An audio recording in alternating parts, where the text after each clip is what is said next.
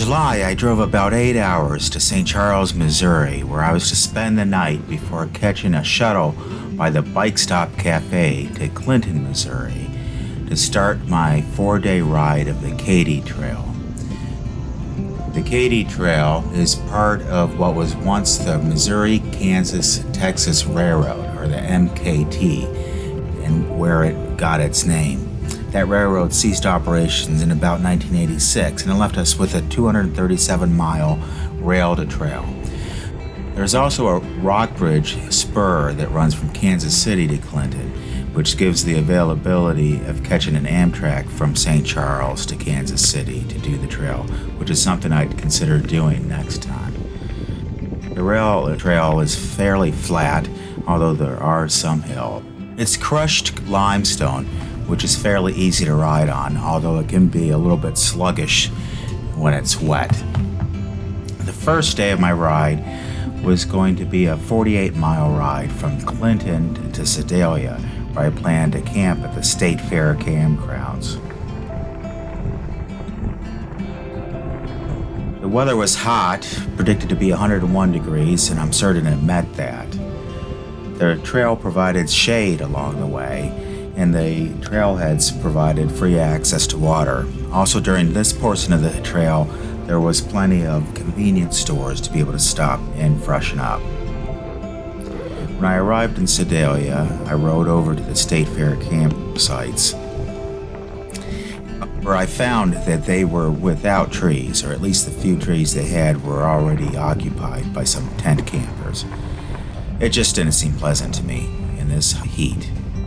And so I did stay at a hotel, made a change of plans.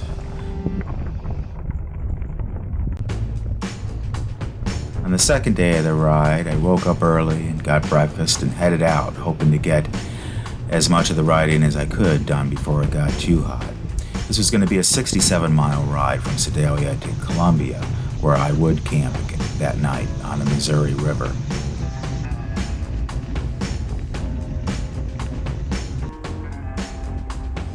There continued to be good access to water and convenience stores. There were grasshoppers and lizards and squirrels. There was perhaps a little bit less protection from the sun this day.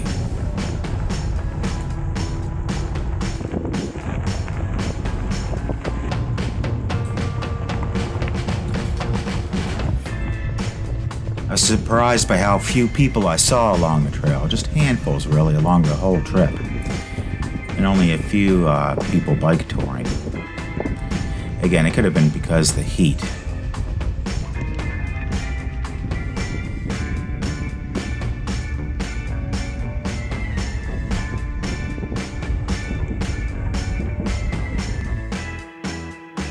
Not only being relatively flat, the trail is also fairly straight, but that doesn't mean it's not interesting. I enjoy looking at the scenery, much of which reminded me of Ohio, where I'm from, with the cornfields and the soybean fields. There were bridges to go over artifacts, animals, trees, and little towns to look into.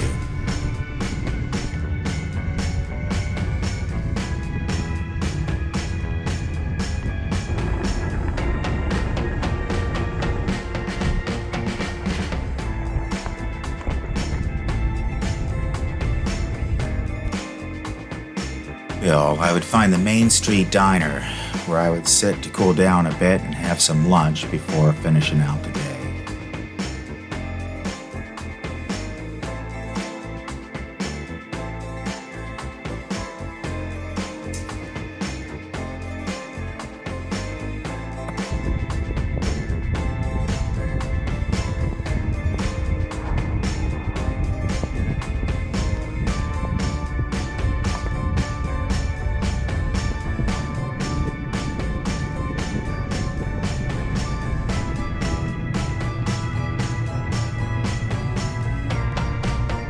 There were a couple small detours this day, but they were just that, small and easy to navigate.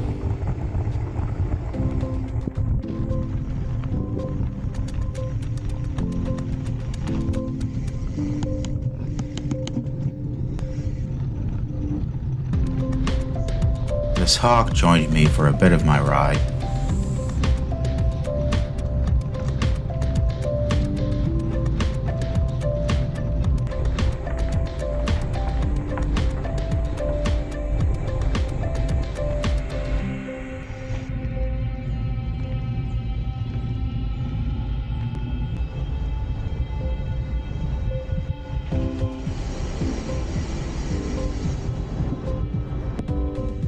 It was nice to arrive at the Missouri River. It certainly made a change to the scenery. I had made reservations at the Cooper's Landing Campground in Marina. It's a neat little area. They have several small tent sites, although they are very small. During the evenings, they serve refreshments, drinks, and have live music. At least they did while I was there, as well as a food truck. And all of those resources were nice to have available. Despite it not being a secluded area, the scenery was just amazing, though.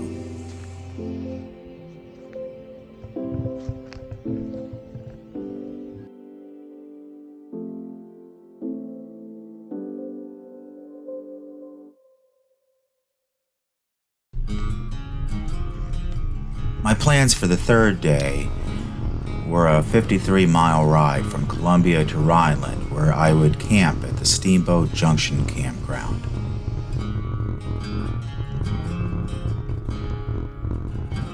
I started the day a little bit later, letting some rain pass through.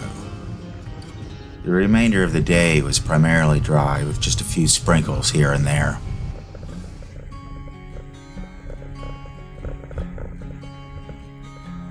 The sky was overcast with clouds most of the day, providing its own shade from the heat of the sun. And it was cooler, in the high 80s instead of the low hundreds.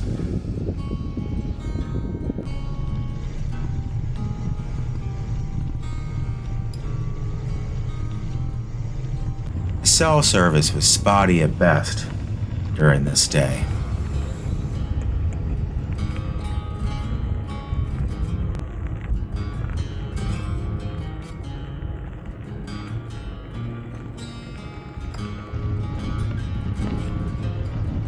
The trails remained in good condition, well maintained, easy to ride. Still, there were only a handful of people out on the trail.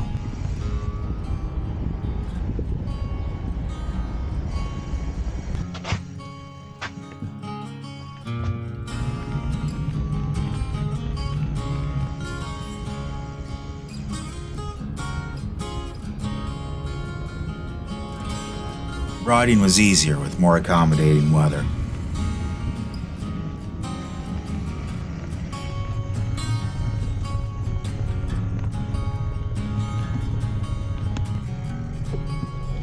Stopped for lunch at a bar in Portland.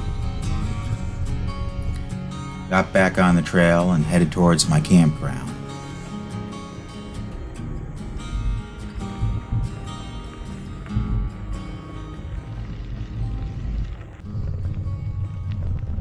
Steamboat Junction Campground was a wonderful one. It has its own self-in check-in spot when you arrive. You don't need to make reservations. It's secluded. It has a shower, which can't be beat at the end of a day. It was the most peaceful evening. Though it did rain, and it rained heavy that night. In the morning, I waited for what I hoped would be the bulk of the rain to pass, but it became clear it wouldn't. So I headed out in the rain. Throughout the day, the weather forecast kept saying the rain would end in an hour, and then an hour later, and an hour later after that.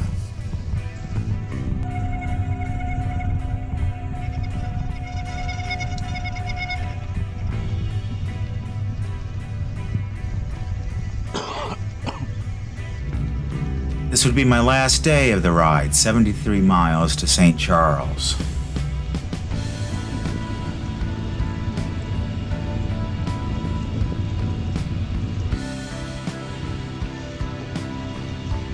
Well, it rained hard. The rain itself wasn't much of a problem.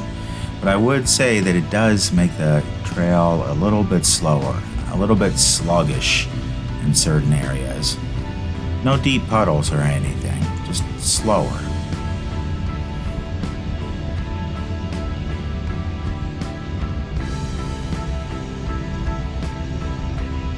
I would stop for lunch at the KT Caboose in Marthasville. It's actually in an old caboose right on the trail. They offer camping sites themselves. It was a good lunch. It was a good hot cup of coffee to warm up a bit and some ice water. And while I was there, the rain came to an end.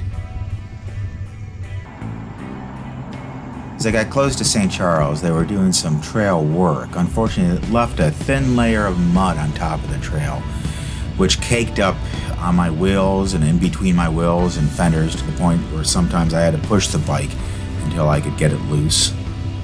But I made it through. It was a very scenic portion of the trail.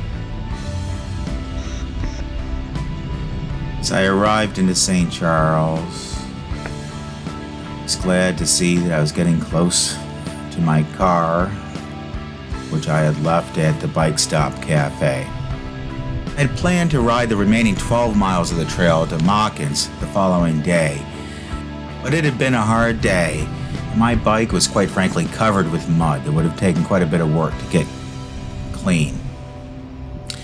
So I enjoyed ending the trail in St. Charles. It's a beautiful place to end the trail. It was a good trip.